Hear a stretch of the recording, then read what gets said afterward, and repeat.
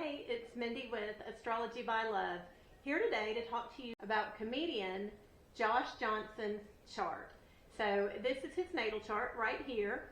I'm not sure if you can see this or not, but his birthday is March 16th, 1990. He was born in Alexandria, Louisiana. I do not have a birth time, but there is lots to talk about without a birth time. I appreciate you hanging out with me today. Please like and subscribe. I've got a bunch of cool links down below, including discounts on readings and a cool link to an Amazon store. So let's go ahead, jump in, and get started. So the first thing I wanted to talk about was Josh's Sun and Mercury together in the sign of Pisces. So we see this a lot with successful people. Now Mercury can only get one sign away, so we've only got three options whenever we meet someone. Their Mercury is in the same sign, or the one before, or the one after. That's it. So a lot of people have Mercury in the same sign as they do.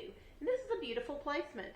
So Mercury is the planet of how we speak, it's how we think, and when it lines up with the sun, it's in the same sign as the sun, we're able to communicate from an honest place in our soul. A lot of times when the sun and Mercury are together, how we speak and communicate is similar to who we really are and how we are aligned. Josh's Sun and Mercury being in the sign of Pisces gives a little bit of a sensitive, sort of soft feel. Now I like Josh, but he kind of puts himself out there as being a little weak. He's not your typical alpha male, hey, look at me, I'm on stage and I'm gonna, kick everyone's tail. He has a bit of a self-depreciating humor, and that comes from these Pisces placements. So Pisces is very ethereal. It very much feels the energy around itself.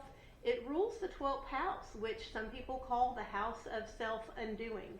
Josh's soft comedic humor and a little bit of self-depreciation comes from these Pisces placements. Also, interesting to note, Josh's Mercury, the planet Mercury, was in line with the star Markab, M-A-R-K-A-B, when Josh was born. It's a mere 8 minutes away. Now there's 60 minutes in a degree, there are 30 degrees in a sign, 360 degrees around the universe. We measure out from the circle in. Ptolemy says that this star, Markab, is like Mercury, Venus, and Mars together. Vivian Robson, who has written a book on fixed stars, likens Markab to violence, honors and riches, literary, legal problems, accidents. So this is very much Mars, Mercury, Venus energy. So Mars is about action. It's the planet god of war. Mercury is how we think. It's how we speak. Venus is how we receive things, how we have fun. So that description of the violence, the honors, riches, literary, legal problems, that is very much similar to a Mars-Mercury-Venus blend. However, I have noticed that whenever Mars and Venus are together in the sky, they bring about a bit of a law of attraction gifting. So Mars shows us how we go after what we want. Venus shows us how we receive what we want. So I think this is a beautiful, beautiful placement for Josh. His mind, the way he speaks, helps him get what he wants in a sensitive, diplomatic way because it's still in the sign of Pisces. Mercury is also the planet of how we tell stories, and that's something comedians use all the time. Josh is brilliant at that. Josh's Mercury is also sextile the planet Saturn, and it is sextile Saturn by 12 minutes. Now Mercury sextile Saturn is a serious placement. This is someone who works hard, is constantly thinking about work. When Josh is not on stage, when Josh is not writing scripts and jokes, Josh is still working. This is a placement where you could wake up in the middle of the night, have an idea, and you're going to get out of bed. You're going to write it down. You're going to work it through. This is a non-stop working mind. Whenever Saturn is involved, Saturn does not indicate overnight success, but I really like Saturn. Saturn does indicate success. So when you put the work in, you're guaranteed success with Saturn, but you've got to be consistent. You've got to go after this. I'm not as familiar with Josh's history as I probably could have been in preparation for this video, but Mercury sextile Saturn, I know that he's worked hard to get where he is. He was not an overnight success. He's put in a lot of behind the scenes hours before he was ever on stage. And with Mercury sextile Saturn, he is becoming a master of his craft. So he is learning every edge, every angle. He is jumping through the hoops, and he is diligent in doing it. And his mind just works that way. He goes after it. Nearby Saturn is Neptune and Uranus. So the millennials very much have this signature. These three big boy planets for the millennials were pretty much hanging out in Capricorn and Aquarius when they were being born. And Josh is part of this generation. Uranus is the planet of chaos, the unexpected. Neptune is where we are sensitive, we're feeling the energies. It's, Pisces and Neptune energy go hand in hand. And then Saturn is how we like to structure our lives. It's how we like to have rules that make sense. This is our organization.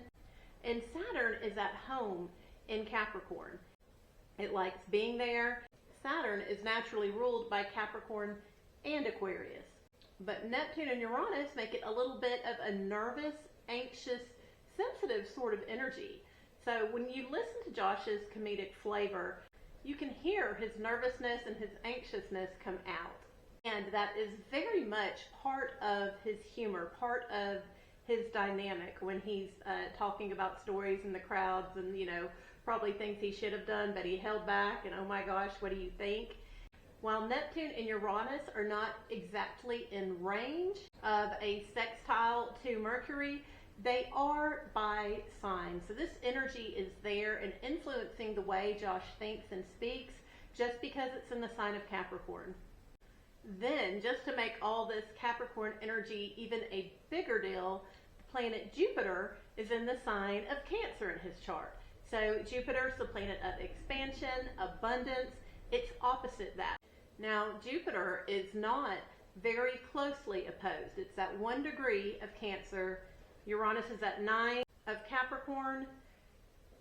Neptune is at 14 of Capricorn. Saturn's at 23 of Capricorn.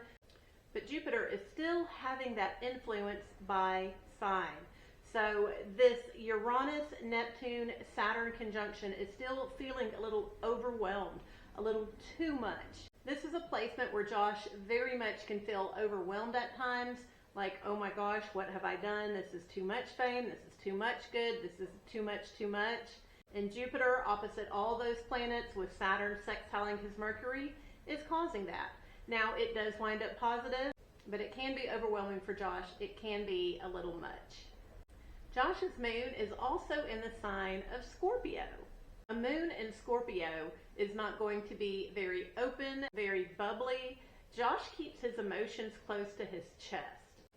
So while he is sensitive, he is soft with that Piscean energy, his emotional world does have a kind of like a metaphorical brick wall around it. So Josh is very deep, he's very sensitive, and he likes to keep his emotional cards close to his chest. The Scorpio moon is also very strategic. It's also better able to handle crises than most other moon placements. The moon shows the mother in our life. It shows the maternal figures, our emotional world, how we process emotions, feel emotions. Josh can very much easily repress some stuff. He may feel like he feels stuff too deeply. And then Josh has got Pluto in the same sign as his moon. Now, I don't have Josh's birth time, so I have set this chart for noon on his birthday. So if Josh was born in the last hour of the day on his birthday, the moon does move into the sign of Sagittarius. However, Pluto is still in the sign of Scorpio, and this need to be raw, deep, keep the emotions in check, and not shared easily, is still a part of Josh's soul.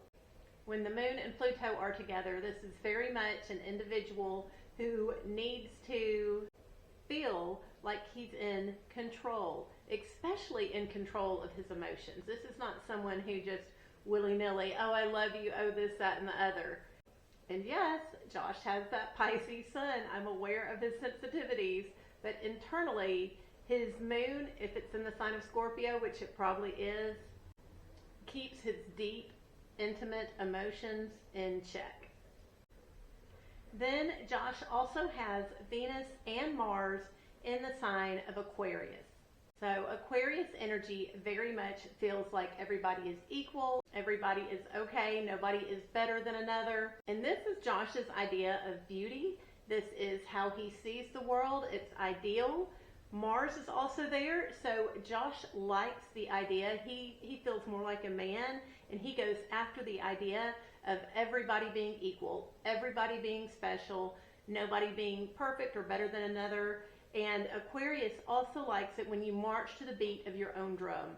You let your freak flag fly. You are who you are. And when Venus and Mars are together in the same sign like they are with Josh's, he's really good, he's really blessed at getting what he wants. So Mars is how we go after something. It's how we chase after the things that we want. Venus is how we receive.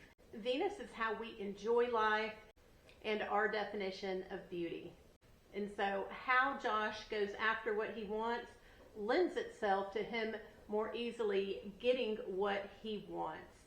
And honestly, on an ultimate level, what Josh wants is peace and harmony among everybody in the world. That's his ideal. I'm sure he wants us all to laugh as well. Now, I want to also talk a little bit about the transits Josh is going through. So once we're born, the natal chart is a snapshot of the universe. It shows us where the planets are at the moment we're born, but the planets continue to move after that. So Josh Johnson has recently done something that I found really interesting. So he made a post the other day that he has taken back about 900 tickets that were sold. They were sold to people scalping them, people who buy them to resell them and mark them up. Josh did not think that was fair, so he took these tickets back, and they are back for sale on his website now. Those tickets were a little over $100 a piece. 900 tickets at $100 a piece, that's a big deal. So back in November, Pluto entered the sign of Aquarius, and it is approaching Josh's Mars right now as we speak. And Pluto is going to come exact on top of Josh's Mars on April 19th. So Josh's version of being a man, his masculine energy, is being tested by the universe right now. And him making that declaration, taking those tickets back, very much him saying that nobody is special. Everybody is equal and everyone deserves to buy tickets to his show at the regular cost and not have to triple pay. Which, by the way, Josh, I think that's really cool. Also going on right now, Saturn will come exact on Josh's Mercury on March 24th. So when Saturn is going over a planet, it likes to structure or restructure and to make sure that planet is acting its best, doing what it's supposed to do. I do think Josh recalling those tickets and selling them to regular fabulous people like ourselves is part of Saturn transiting his Mercury. This can also show up as a little bit of heaviness, a heavy-mindedness. This could be a little bit of depression. Josh, this energy comes exact on March 24th. After that, you'll feel the ease and the tension go away. This is going to be the last time it messes with Mercury for 28 years. To top it off, Uranus in the sky is also making a sextile to Josh's sun. So Uranus likes things to be chaotic, likes things to be free-flowing. Uranus does not like rules. Saturn, on the other hand, is the king of rules. And so Uranus in the sky is sextiling Josh's Mercury and then his sun. This could very much be bringing chaos. It could just be bringing chaos to Josh's mind. This is anxiety. This is, oh my gosh, nothing feels like it's in control. Even though emotionally Josh does like to feel like he's in control. Uranus has already made contact with Josh's Mercury and it is on the way to sextile his sun. This comes exact on April 22nd. So the week building up to April 22nd should be super crazy. Who knows what's going to be going on in Josh's life. Uranus sextile the sun is definitely unpredictable behavior. Josh is probably not going to want to listen to rules or have anything to do with the status quo the week leading up to that, and especially on April 22nd. Then something else that has been going on in Josh's chart for the past year, Jupiter has been in the sign of Gemini. Jupiter is blessing Venus and Mars in the sign of Aquarius in Josh's life. So this is very much a boost to his career. This is a boost to how he's feeling going after something. Venus once again is receiving. Mars is how we go after it. And Jupiter's beautiful energy is just leading an ease to the abundance that Josh is receiving. So Jupiter will be there until June of 2025 this year. So anyways, Josh is going through some changes right now, some pretty interesting times. Him refunding all those tickets definitely caught my eye, and I thought, I'm going to get on here and talk about it. So that is Josh Johnson's chart and a little bit about the transits he's going through. If you enjoyed this, I can do this for you as well. I've got the information down below for my readings. I have 30-minute readings, 1-hour readings, and we can go over your chart, what makes you special. We'll go a little bit deeper than this, but that is available to you. So I appreciate y'all hanging out with me today. Thank you for being here. Please like and subscribe, and I will see you again soon.